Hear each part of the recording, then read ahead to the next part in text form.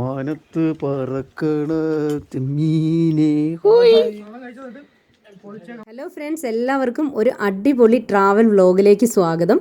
ഇന്ന് വെള്ളിയാഴ്ചയാണ്. അപ്പോൾ ഇന്നത്തെ വീഡിയോയിൽ നമ്മൾ ഉൾപ്പെടുത്തിയിരിക്കുന്നത് ജുബയിലൊക്കെ പോയിട്ടുള്ള കുറച്ച് വിഷ്വൽസൊക്കെയാണ്. അപ്പം ഇപ്പോൾ 7:30 ആയിട്ടുണ്ട്. അപ്പം നമ്മൾ കുറച്ച് ഫുഡൊക്കെ ഉണ്ടാക്കിക്കൊണ്ട് പോകാമെന്നാണ് തീരുമാനിച്ചിരിക്കുന്നത്. അപ്പോൾ കുറച്ച് നാടൻ ഫുഡുകളാണ് ഇന്നൊക്കെ അറേഞ്ച് ചെയ്തിരിക്കുന്നത്. അപ്പോൾ ഇത് കൂടാതെ നമ്മുടെ സേതുവും രാകേഷും ഒക്കെ അവിടെ കൊഞ്ച് റോസ്റ്റ് ഉണ്ടാക്കുന്നുണ്ട്. അതുപോലെ തന്നെ ചൂര മുളകിട്ട് വെക്കുന്നുണ്ട്. അപ്പോൾ അവരതൊക്കെ പാക്ക് ചെയ്തെടുക്കുന്നുണ്ട്. അപ്പോൾ നമുക്കിനി ഇതെല്ലാം ഒന്ന് പാക്ക് ചെയ്ത് റെഡിയാക്കിയിട്ട് നേരെ ആതിരയുടെ വീട്ടിലേക്ക് പോകണം. അപ്പോൾ നമ്മളൊരു 3 ഫാമിലിയാണ് ഇന്ന് ജുബയിലേക്ക് പോകുന്നത്. അപ്പോൾ നമുക്ക് നേരെ ആതിരയുടെ വീട്ടിൽ പോയിട്ട് അവിടുന്ന് ഒരുമിച്ച് തന്നെ നമുക്ക് ജുബയിലേക്ക് പോകാം.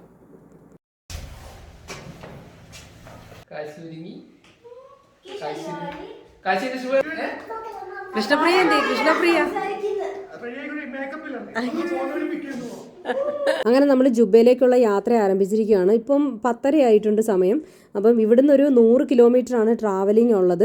അപ്പോൾ ഏകദേശം 1 മണിക്കൂറിനകത്ത് നമുക്ക് അവിടെ എത്തിച്ചേരാൻ കഴിയുമെന്നാണ് പ്രതീക്ഷിക്കുന്നത്. അപ്പോൾ നമ്മുടെ തുടക്ക യാത്രയിൽ നമുക്ക് അവിടെ ഇവിടെയൊക്കെ ആയിട്ട് കണ്ടില്ലേ, ഈന്തപ്പനയൊക്കെ കാണാൻ പറ്റുന്നുണ്ട്.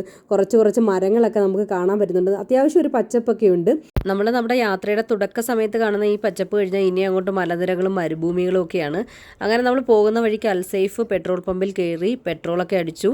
അതിനുശേഷം വീണ്ടും നമ്മുടെ യാത്ര തുടങ്ങി. നമ്മൾ നേരത്തെ ഉള്ള വീഡിയോയിലെല്ലാം കാണിച്ചിരിക്കുന്നത് പോലെ തന്നെ നമ്മുടെ റോഡിൻ്റെ 2 സൈഡുകളിലും നമുക്കിപ്പോൾ കാണാൻ കഴിയുന്നത് മലനിരകൾ മാത്രമാണ്. അപ്പോൾ ഞാനതുകൊണ്ട് ഷൂട്ട് ചെയ്യേണ്ടെന്നൊക്കെ കരുതിയെങ്കിലും വീണ്ടും ഇത് കാണുമ്പോൾ നമുക്കൊരു കൗതുകമാണ്.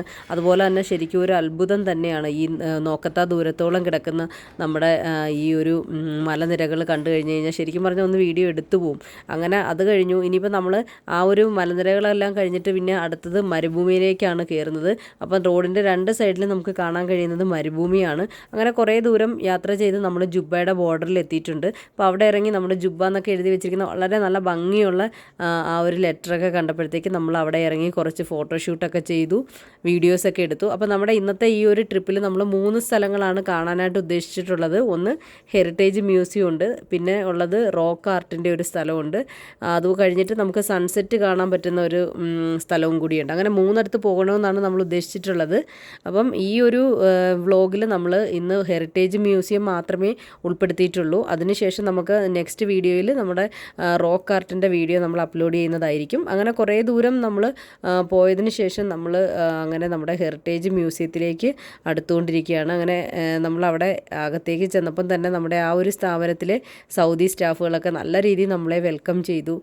അതിനുശേഷം നമ്മൾ അവിടെ ചെന്ന് കുറേ ഫ്രൂട്ട്സും അതുപോലെ ഡേറ്റ്സും ഗാവയും ഒക്കെ കുടിച്ച് നമ്മുടെ കൂടെ ഇത് മാത്രമല്ല, നമ്മുടെ കൂടെ ആണെങ്കിൽ അന്നേരം തന്നെ ഒരു അറബിക് മ്യൂസിക് ഒക്കെ ഇട്ട് നമ്മുടെ കൂടെ ഡാൻസ് ചെയ്യാനും അവർ കൂടിയിട്ടുണ്ടായിരുന്നു. നമുക്ക് വളരെ സന്തോഷം തോന്നിയ ഒരു നിമിഷം.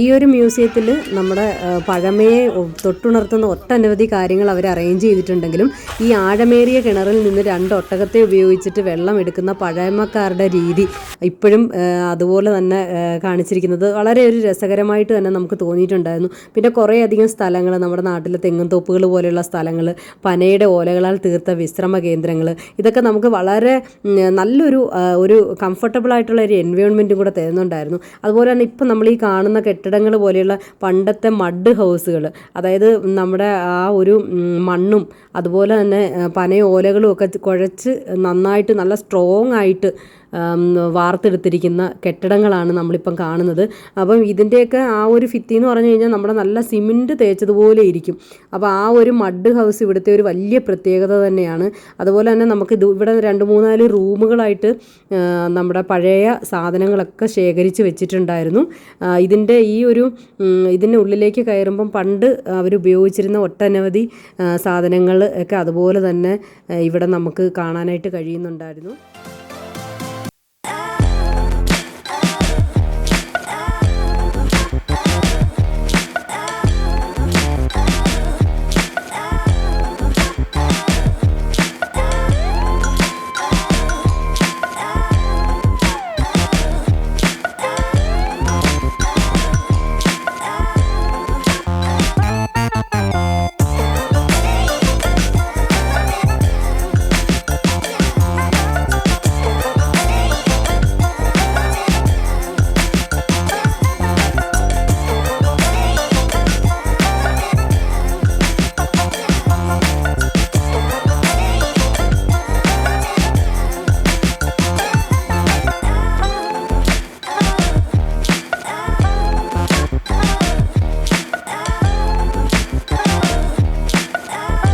റൂമിലേക്ക് ചെല്ലുമ്പോഴത്തേക്ക് അവിടെ നിലത്ത് ഇരിക്കാനുള്ള ഇരിപ്പിടങ്ങളാണ് ഇവിടെ ഒരുക്കിയിരിക്കുന്നത്. അപ്പോൾ ഇപ്പോഴും എല്ലാ വീടുകളിലും ഈ ഒരു ഇരിപ്പിടം എല്ലാ വീടുകളിലും ഉണ്ട്. അപ്പോൾ അവിടെ എല്ലാവരും നിലത്തിരുന്ന് ഒരുമിച്ചിരുന്ന് കാര്യം പറയുകയും ഭക്ഷണം കഴിക്കുകയൊക്കെ ചെയ്യുന്നത് അവരുടെ ആ ഒരു പാരമ്പര്യവും ഒരു ഒത്തൊരുമിപ്പിൻ്റെയൊക്കെ പ്രതീകമാണ് നമുക്ക് കാണാൻ കഴിയുന്നത്. അതുപോലെ തന്നെ പഴമയെ ഓർമ്മപ്പെടുത്തുന്ന റാന്തൽ വിളക്കുകൾ, പിന്നെ ഇതിൻ്റെ ആ ഒരു റൂഫ് വന്നിട്ട് നമ്മുടെ പനയോലകളാൽ തീർത്തിരിക്കുന്നതാണ്. കാണാനായിട്ട് ഒട്ടനവധി വിദേശികളും ഇപ്പം വരുന്നുണ്ട്. അപ്പം കുറച്ച് UK നിന്നൊക്കെയുള്ള ആൾക്കാരുണ്ടായിരുന്നു. അപ്പം നമ്മൾ അവരുമായിട്ടൊക്കെ ഒന്ന് പരിചയപ്പെട്ടിട്ടുണ്ടായിരുന്നു. പിന്നെ ഇപ്പോൾ അവർ തിരികെ പോവുകയാണ്. അപ്പോൾ ഒന്ന് ബൈ ഒക്കെ പറഞ്ഞിട്ട് വന്നതാണ്.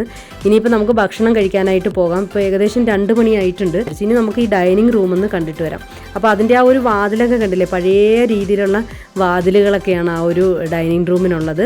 അപ്പോൾ നല്ല വിശാലമായ ഉള്ള ഒരു ഡൈനിങ് റൂമാണ് ഇവിടെയുള്ളത്. നിങ്ങൾ ഇരുന്നോ കഴിച്ചോ. നിങ്ങളെല്ലാരും പോയിക്കോ, ഞാൻ മാത്രം. അപ്പൊ നമുക്ക് തുടങ്ങാം. ചുമന്ന ചോറ്, മെഴുക്ക് വെട്ടി, മുട്ട പൊരിച്ചത്. എന്റെ ബ്ലോഗ് ഉണ്ടെന്നെങ്കിലും ശ്രദ്ധിച്ചോളാം.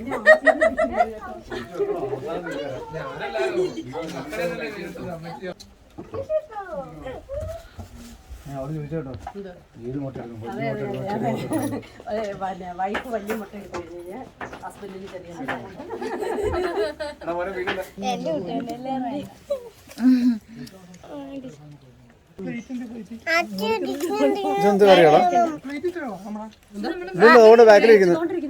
ബാക്കിലിരിക്കുന്നു. അതല്ല, ബാക്കിലിരിപ്പുണ്ട്.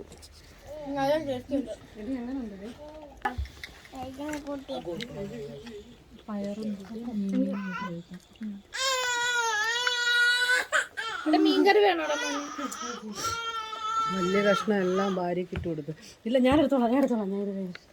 അടുത്ത ട്രിപ്പിന് ഇതിപ്പോ ചുമന്ന ചോറ് കഴിച്ചോണ്ടിരിക്കാം. മീനേ, കരിമീൻ, ചെമ്മീനേ ടണ്ടാ.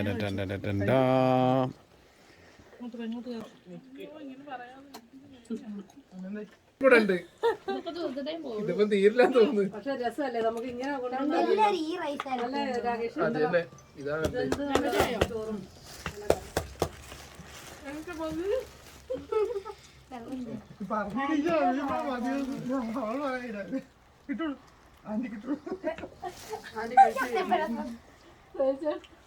ഇവിടെ എത്ര വെള്ളം കൂടി മാത്രമേ ഉള്ളൂ. തൈര് കൊടുത്താലോ?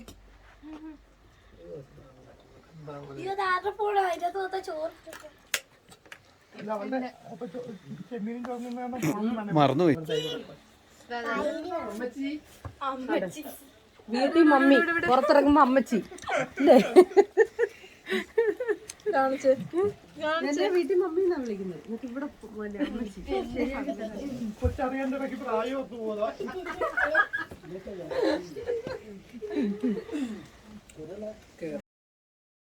ഇപ്പം നമുക്ക് ഈ ഒഴിച്ച് കിട്ടുന്ന ചെറിയ കപ്പിലെ ആ ഒരു പാനീയത്തിൻ്റെ പേര് ഗാവയെന്നാണ്. അപ്പോൾ നമ്മൾ നാട്ടിലൊക്കെ ആണെങ്കിൽ പെട്ടെന്ന് ഒരാളെ കാണുമ്പം സ്നേഹത്തോടു കൂടി ഒരു ചായ ഇട്ട് കൊടുക്കത്തില്ലേ, അതേ ഒരു ഫീലാണ് നമുക്ക് ഇവിടുന്ന് ഒരു ഗാവയും അതുപോലെ തന്നെ ആ ഒരു ഡേറ്റ്സും ഒക്കെ കഴിക്കാൻ കിട്ടുന്നത്.